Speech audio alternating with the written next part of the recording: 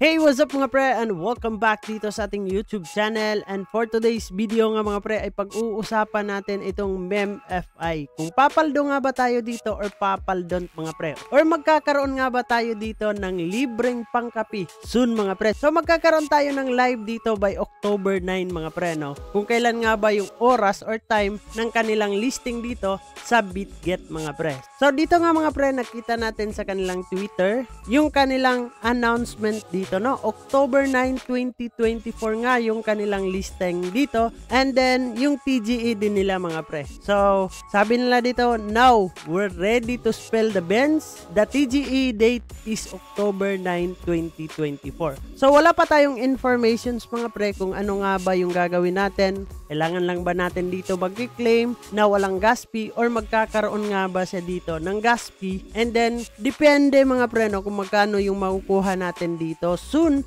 kung magkakaroon na nga ba ng distribution. So dito mga pre, masasabi nga natin dito kung mag-earn nga ba tayo or magbo-burn na lang. Kasi mga pre, kung malaki naman yung kanilang gas fee kaysa yung ating makukuha, ay mas maigi ng i-burn natin yung ating token dito. Wag na lang natin kunin mga pre. Pero let's see this coming October 9, 2024 mga pre, no? Yan ang big day dito sa MEMFI. And then mga pre, nakita ko nga dito sa BitGet na andito na in progress na mga pre, nasa pre-market na yung kanilang token dito. And then parang nakikita ko tumataas at bumababa yung kanyang galaw dito mga pre.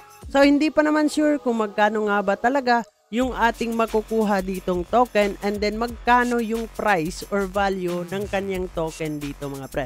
So natingnan ko din dito sa kanilang wallet sa airdrop mga pre ay wala pa namang bagong update, no?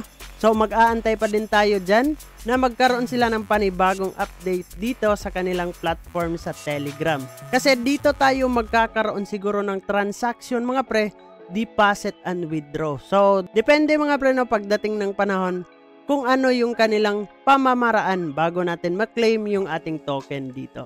So yun lang naman yung ating pag-uusapan for today's video mga pre, all about dito sa MEMFI, about sa kanilang pre-market, and then nagkaroon na nga ba sila dito ng claiming of tokens, at kailan nga ba yung kanilang TGE and then listing of tokens mga pre.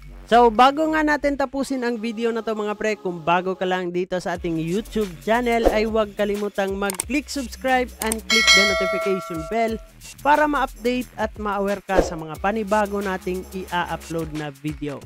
So this is me, Dong Ayan TV. Nagbibigay lang tayo ng informations mga pre. Ano nga ba yung mga nangyayari sa ating mga ginagrind ng play to airdrop, play to earn, NFT games at iba pang mga pwede nating pagkakakitaan ng libre mga pre, at ibang related platform dito sa cryptocurrency mga pre. So kita-kits soon in the next video. Mag-ingat tayong lahat and bye-bye.